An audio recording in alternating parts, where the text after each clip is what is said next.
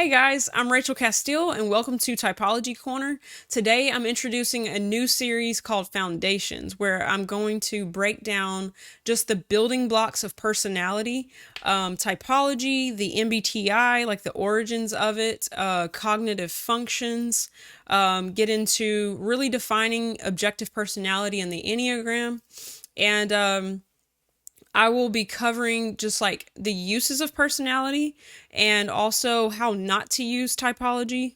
Um, and just kind of just some good building block foundations for the rest of the content going forward. So today I'm going to just cover what is typology and just like the origins of it and really get into Jungian typology. So Carl Gustav Jung, he was a Swiss psychiatrist who founded analytical psychology. And analytical psychology is a theory of mind that emphasizes the importance of wholeness for each individual.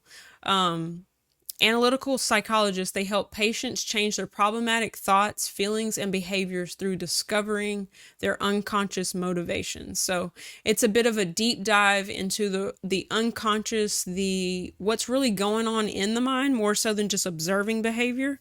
Going from there is Jungian cognitive functions. Generally, they're just called cognitive functions, like in the MBTI, but it really originated from his like deep study of really observing these different mental processes. So I'll get into that a little bit. So it's also referred to as psychological functions, as described by Carl Jung in his book Psychological Types. They are particular mental processes within a person's psyche that are present regardless of common circumstance. This is a concept that serves as one of the foundations for his theory of personality type. So, yeah, like the fundamental like pillar thing is the cognitive functions in the mind.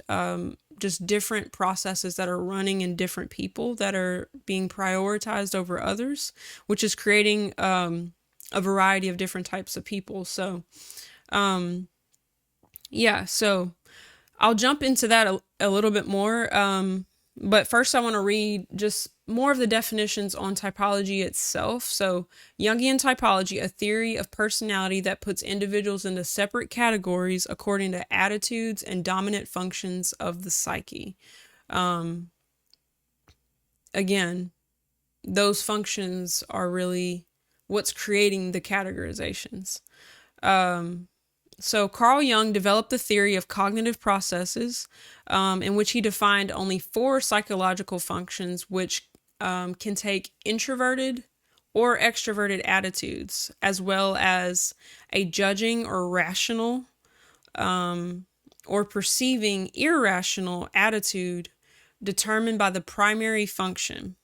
Judging if thinking or feeling, and perceiving if sensation or intuition. He used the terms dominant, auxiliary, and inferior, in which there is one dominant function, 2 auxiliary functions, and 1 inferior function. So this is like the very like origins of type. So just to kind of expand on what he said right there. So he called them rational functions, were the judging functions. So it's the ones that are like decision making, and then there was 2 types of decisions. There was thinking, which is like logical type of reasoning, and or feeling, which is more like value judgments, and then that they could be oriented inward, like more inside the person, more like subjectively focused, or they could be extrovertedly focused on the outside world. And then perceiving functions he called irrational functions, which is sensation and intuition. And just the same, those could be oriented inward in an introverted way or extroverted.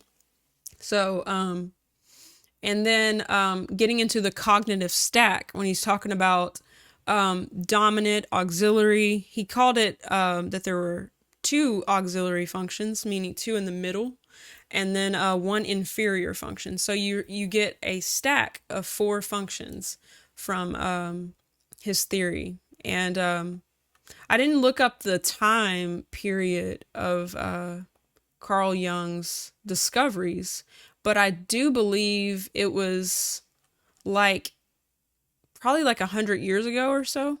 I wish I could find that statistic pretty quick, and I'm not finding it at the moment. Let's see.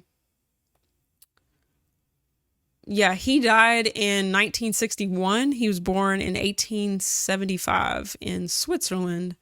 Um, so yeah, his work was somewhere in that time period. So, early 1900s, basically.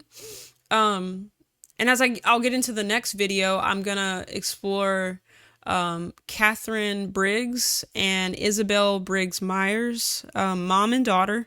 They really gave their life like work to really expanding on Carl Jung's his theories and his psychological types research, and they really popularized it in being useful for the everyday person.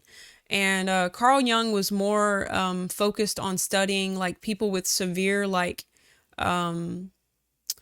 psychological problems that were people that really needed help. So he specialized more so in that. So he also like wrote most of his stuff in German, and it was like to like a specific group of like people in the psychiatric field and stuff. So but yeah, this is the origins of a lot of the current psychology, psychiatric type of stuff really came from Carl Jung in a lot of his work.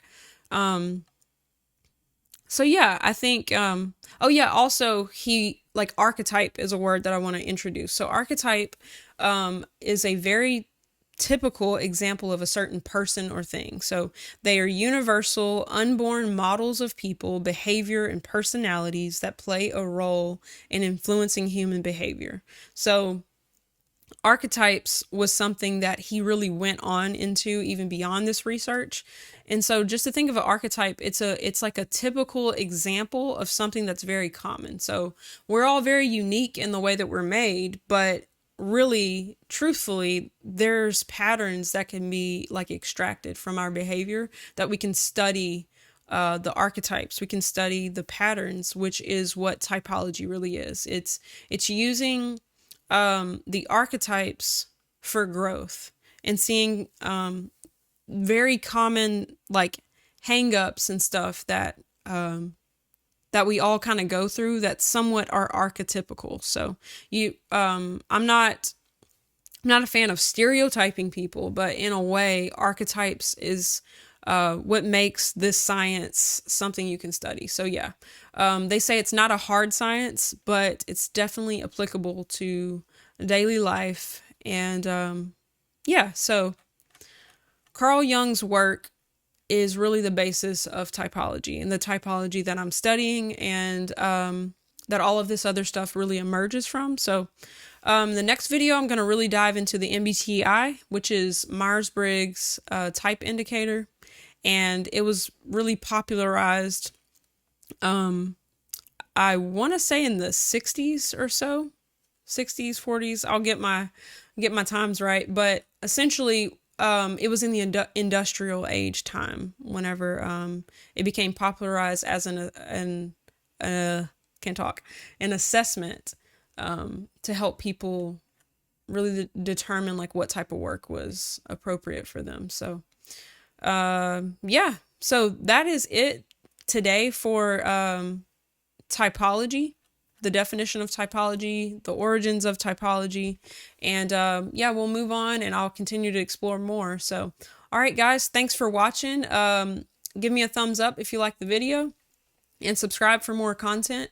I appreciate you taking the time to be on the channel, and yeah, stay tuned for more. All right.